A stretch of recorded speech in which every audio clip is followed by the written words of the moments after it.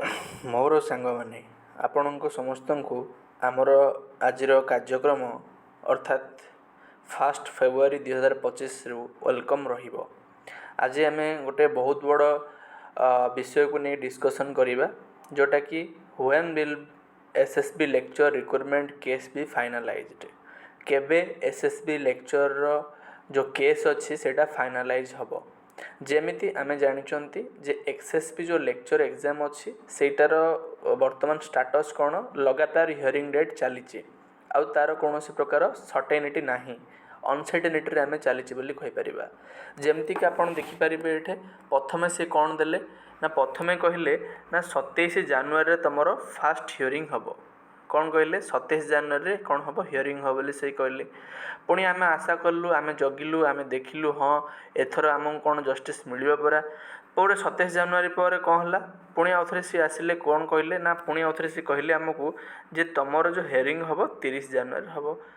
ଆମେ ତ ଭାରି ଅପେକ୍ଷା କରିବା ଲୋକ, ତ ଆମେ ସମସ୍ତେ କ'ଣ କଲୁ, ପୁଣି ଆଉଥରେ ଅପେକ୍ଷା କଲୁ ଯେ ହଁ 30 ଜାନୁଆରୀରେ ଆମର ଫାଇନାଲାଇଜ୍ ହେବ ପରା, ଆମକୁ ଜଷ୍ଟିସ୍ ମିଳିବ ପରା, ଆମେ ପୁଣି ଥରେ ଏକ୍ଜାମ୍ରେ ବସିପାରିବୁ ପରା, ଆଉ ରିକ୍ରୁଟମେଣ୍ଟ ଆରମ୍ଭ ହେବ ପରା। 30 ଜାନୁଆରୀ ଆମେ ସମସ୍ତେ ଜଗିଲୁ। ପୁଣି ଥରେ 30 ଜାନୁଆରୀରେ ସେମାନେ କ'ଣ କଲେ, ଆଉଥରେ ସେମାନେ ଗୋଟେ ନେକ୍ସଟ ହିୟରିଂ ଦେଇଦେଲେ, ଯେଉଁଟାକି କ'ଣ ଆପଣଙ୍କର ହେଇଗଲା ନା 20 ଫେବୃଆରୀ। ତ ଫାଇନାଲି ସେ କହିଦେଲେ ଯେ 20 ଫେବୃଆରୀରେ ତୁମର ହିୟରିଂ ହେବ। ପୁଣି ସେଇଟା ଆଉ କ'ଣ, ଯେଉଁ ପ୍ରଥମେ ଯାହା ହେଇଥିଲା, ସେକେଣ୍ଡରେ ଯାହା ଡିସ୍କସନ୍ ହେଇଥିଲା, ସବୁ ଯାକୁ ପୁରା ଛାଡ଼ିକିରି ପୁଣି ଆଉଥରେ ଫ୍ରେଶ୍ରେ ଆଡ଼ମିସନ୍ ହେବ, ପୁଣି ଥରେ ଆଉଥରେ ଆକୁ ଆଲୋଚନା କରାଯିବ। ତ ଆଉ ଆମେ ଏଇଠି ଦେଖିଲୁ ଯେ ଆଉ ଆମର ଏମିତି ସହି ହେବ ନାହିଁ। କ'ଣ, ହିୟରିଂ ପରେ ହିୟରିଂ ଚାଲିଲା, ପୁଣି ହିୟରିଂ ଚାଲିବ, ତାପରେ କେତେବେଳେ ହେବ କିଛି କହିହେବନି। 2025 ହେଇଗଲା, 24 ଯାଇକିରି 25 ହେଇଗଲା, ପୁଣି 26 ହେଇଯିବ। ଏମିତି କେସ୍ରେ ହିଁ ହିୟରିଂ ପରେ ହିୟରିଂ ଯାଇଥିବ। ତ ଏଇଠି ବର୍ତ୍ତମାନ କ୍ୱେଶ୍ଚିନ୍ ଉଠୁଛି ଯେ କେସ୍ର ଫାଇନାଲାଇଜ୍ କେବେ ହେବ, କେସ୍ର ଫାଇନାଲାଇଜ୍ କେବେ ହେବ। ତ ମୁଁ ଏ ଫାଇନାଲାଇଜ୍ ପୂର୍ବରୁ ସେଇଟା ଆପଣ ଡିସାଇଡ଼୍ କରିବେ କ'ଣ ହେବ, କେବେ ହେବ, କ'ଣ ନାହିଁ। କିନ୍ତୁ ମୁଁ ଏଠି ଗୋଟେ ଉଦାହରଣ ଦେବି, ଆଉ ଗୋଟେ ଯେଉଁଟାକି ମାନେ ଆପଣ ସମସ୍ତେ ଜାଣିଲେ ବିଶ୍ୱାସ କରିପାରିବେ ଯେ କେସ୍ ଯଦି ୱାନ୍ସ ଗୋଟେ ମାନେ କେସ୍ ହେଲା ରିକ୍ରୁଟମେଣ୍ଟ ନେଇକରି, ତା'ର ଭବିଷ୍ୟତ କ'ଣ ହେଉଛି।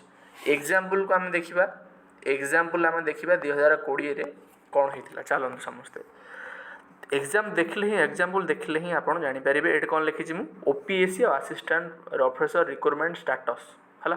ଠିକ୍ ଅଛି, ଆମେ ସମସ୍ତେ ଜାଣିଛନ୍ତି ଯେ OPSC ଦ୍ୱାରା ମାନେ ଆମର ଯେଉଁ କଲେଜ କ୍ୟାଡ଼ରରେ ଆସିଷ୍ଟାଣ୍ଟ ପ୍ରଫେସର ହେଉ, ଗଭର୍ଣ୍ଣମେଣ୍ଟ ଡିଗ୍ରୀ କଲେଜ ବା ୟୁନିଭର୍ସିଟିରେ ଯେଉଁ ଆସିଷ୍ଟାଣ୍ଟ ପ୍ରଫେସର ହେଉ, ତା'ର ଗୋଟେ ରିକ୍ରୁଟମେଣ୍ଟ ଚାଲିଥିଲା। କିନ୍ତୁ କ'ଣ ହେଲା, ସେଇଠି କ'ଣ ମଜାକ ହେଇଛି ନା, ଏଇଠି ମଜାକ କ'ଣ ହେଲା ଆପଣ ଦେଖିପାରୁଥିବେ, ଯେଉଁ 2020ରେ ଗୋଟେ କ'ଣ ଆସିଲା, ମାନେ ସରକାର ଯେଉଁ ଆମେଣ୍ଡମେଣ୍ଟ ଗୋଟେ କଲେ ଓଡ଼ିଶା ସରକାର, ଆଉ ସେ ଆମେଣ୍ଡମେଣ୍ଟଟାକୁ ନେଇକରି, ସେ ଆମେଣ୍ଡମେଣ୍ଟଟା ଯେଉଁ ହେଇଥିଲା କ'ଣ ପାଇଁ ନା, ୟୁନିଭର୍ସିଟିରେ ରିକ୍ରୁଟମେଣ୍ଟ ହେବା ପାଇଁ ଆମେଣ୍ଡମେଣ୍ଟଟା ହେଇଥିଲା, କଲେଜରେ ରିକ୍ରୁଟମେଣ୍ଟ ମଧ୍ୟ ହେବା ପାଇଁ ସମ୍ ଏକ୍ସଟେଣ୍ଟ ଆମେଣ୍ଡମେଣ୍ଟ ହେଇଥିଲା।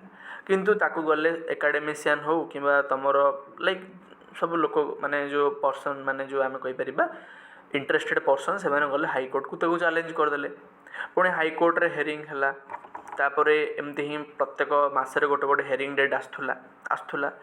ହାଇକୋର୍ଟ ସରିଲା ପରେ 2020ରେ ସେମାନେ କ'ଣ କଲେ, ହାଇକୋର୍ଟ ସରିଲା ପରେ ସେମାନେ କ'ଣ କଲେ, ସୁପ୍ରିମକୋର୍ଟ ପଳେଇଲେ। କେଉଁଠି ପଳେଇଲେ, ଏଠି ଲେଖା ହେଇଛି, ସମସ୍ତେ ଦେଖିବା ଆମେ ନା, ସୁପ୍ରିମକୋର୍ଟ। ହାଇକୋର୍ଟ ସେଥିରେ କ'ଣ କହିଲେ ନା, ହାଇକୋର୍ଟ କହିଲେ ନା validity of the amendment act. 2020ରେ ଯେଉଁ ଆମର ଗୋଟେ ଆମେଣ୍ଡମେଣ୍ଟ ଆକ୍ଟ ହେଇଥିଲା ରିକ୍ରୁଟମେଣ୍ଟ ଅଫ୍ ଆସିଷ୍ଟାଣ୍ଟ ପ୍ରଫେସର ୟୁନିଭର୍ସିଟିରେ, ତାକୁ ହାଇକୋର୍ଟ କ'ଣ କଲେ, ଭ୍ୟାଲିଡିଟି କହିଥିଲେ। ତାପରେ ଲୋକ କ'ଣ କଲେ, ପୁଣି ଆଉଥରେ ଯେଉଁ ଆକାଡେମିସିଆନ୍ ଅଛନ୍ତି, ଏକ୍ସପର୍ଟସ୍ ଅଛନ୍ତି, ସେମାନେ କ'ଣ କଲେ, ସୁପ୍ରିମକୋର୍ଟ ପଳେଇଲେ। ସେମାନଙ୍କ ପାଖରେ ତ ପଇସା ଅଛି, ସେମାନେ ତ ଯିବେ, ତାଙ୍କର କ'ଣ ଅସୁବିଧା ହେଉଛି। ତ ସୁପ୍ରିମକୋର୍ଟ ପାଖକୁ ସେମାନେ ଗଲେ। ବର୍ତ୍ତମାନ ସୁପ୍ରିମକୋର୍ଟ କ'ଣ କଲେ, ଯେଉଁ ରିକ୍ରୁଟମେଣ୍ଟଟା ଅଛି ତାକୁ ଷ୍ଟେ ଲଗାଇଦେଲେ। ତାକୁ କ'ଣ କରିଦେଲେ, 2022ରେ କ'ଣ କଲେ ସୁପ୍ରିମକୋର୍ଟ, ଆମେ କହିପାରିବା 2022ରେ ସୁପ୍ରିମକୋର୍ଟ କ'ଣ କଲେ, ତାକୁ ଷ୍ଟେ ଲଗାଇଦେଲେ। ତାପରେ ଦେଖିଲେ ଯେ ଆମେ 2020ରୁ ଆରମ୍ଭ ହେଇକି 2022 ପର୍ଯ୍ୟନ୍ତ କେସ୍ ଚାଲିଲା 2 ବର୍ଷ। ତ କେସ୍ 2 ବର୍ଷ ଚାଲିଲା, ତାପରେ ବର୍ତ୍ତମାନ ଆମେ 2025ରେ ପହଞ୍ଚିଲେଣି, କାଲି ସକାଳେ 2026 ହେବ। ତଥାପି OPSC ହେଉ କିମ୍ବା ତୁମର କଲେଜ କ୍ୟାଡ଼ର ରିକ୍ରୁଟମେଣ୍ଟ ହେଉ ଆସିଷ୍ଟାଣ୍ଟ ପ୍ରଫେସର, କିମ୍ବା ତୁମର ୟୁନିଭର୍ସିଟି କ୍ୟାଡ଼ରରେ ଆସିଷ୍ଟାଣ୍ଟ ପ୍ରଫେସର ପାଇଁ ରିକ୍ରୁଟମେଣ୍ଟ ହେଉ, ସବୁ ବନ୍ଦ ଅଛି, ଆଉ ରିକ୍ରୁଟମେଣ୍ଟ ହେଉନି। ଏଇଟା ହେଲା ତୁମର ମାନେ ଫ୍ୟାକ୍ଟ, ଯେଉଁଟାକି ଆମେ ଦେଖିଲେ ୟୁନିଭର୍ସିଟିରେ କାହିଁକି ରିକ୍ରୁଟମେଣ୍ଟ ହେଉନି, ଏଇଟା ହେଉଛି ତୁମର ଫ୍ୟାକ୍ଟ।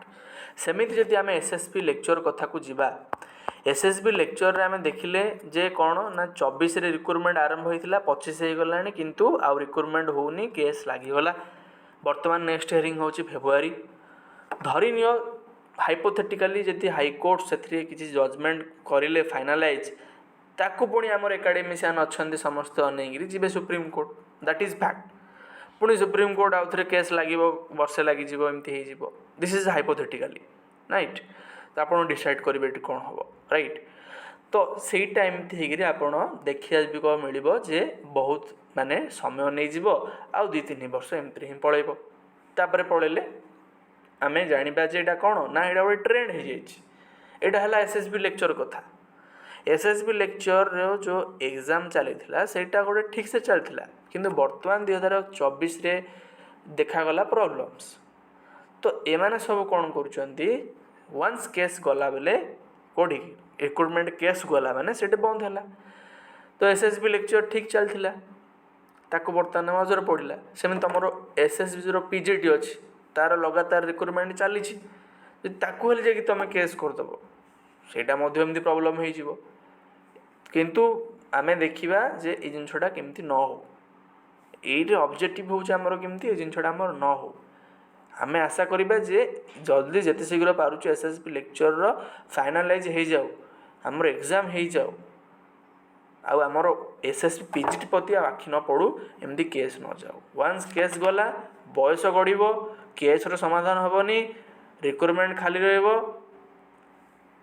प्रॉब्लम हम कार स्टूडेंट मानकर हम जो मैंने सब एस्पिरेंट मानकर हम आउ जो आम ओडिशा अच्छे प्रॉब्लम आम ओडिशा हम। तो यहाँ थिला तुम डिसाइड कर कौन हम कौन नहीं। तो यहाँ गोटे आमर देखा 20 फेब्रुआरी जमी आमर गोटे फाइनालाइज हो अप्रिल आड़ आम नोटिफिकेशन जून रे एग्जाम हो जाऊ आउ आमर 25 सुधा जमी प्रोसेस सरी जाओ तापर नेक्स्ट आसो कारण से कहीदे अलरेडी जे आमको एत लक्ष रिक्रुटमेंट दरकार 65,000 रिक्रुटमेंट दरकार 2 वर्ष रिक्रुटमेंट करेंगे केमती ए तो केस गुड़ा स्टे लगी जाइए। तो ऑब्जेक्टिव होउछ हमर केमती जल्दी जल्दी फाइनालाइज हो राइट। तो यहाँ थिला हमर आज ऑब्जेक्टिव समस्त कमेंट रे मेसेज करिवो जे कौन हवा दरकार केते शीघ्र काम हवा दरकार आउ को स्तर रे जाकर काम हवा दरकार जोटा कि आम समस्त को बेनिफिट हम। So this is not the problem of a specific section, it is a problem that affected diverse section of the peoples। तो यहाँ हूँ आज ऑब्जेक्टिव आशा करती भल लगी जदि भल लगी चैनल को गोटे लाइक कर दिंतु आउ निज सांग मान सहित शेयर करूँ मेसेज को पहुँचातु समस्त जड़ित हुंतु मेसेज करूँ आउ आमे जमती एथर गोटे भल पॉजिटिव रिजल्ट पाइबा 20 फेब्रुआरी। जय जगन्नाथ आशा करूँ भल थी।